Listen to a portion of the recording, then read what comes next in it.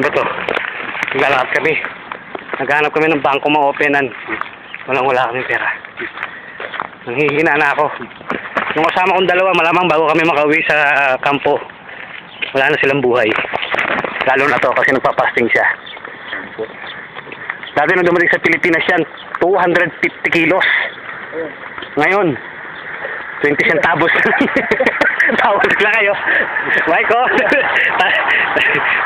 Ngayon, Alam ko din tumitirado sila kayo. Tumitirado rin pala eh.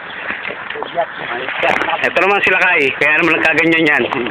Ginamit siya ng iba't ibang lahi. May mapadalangan sa Pilipinas. Nagpatira siya sa Bangladesh, Pakistan, ang pinakamatindi sa Ugandan. Diyan. Bah, pero di palang ganito rito.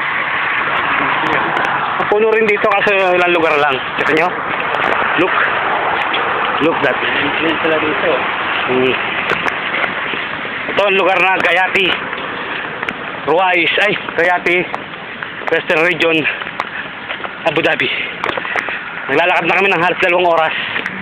Walang kain, walang tubig, wala lahat. Hindi ba bangko yan, pre? Wala pang po. Dito to. Tapos yan eh. Hindi, wala akong salamin eh. May? Boss, we are the champions.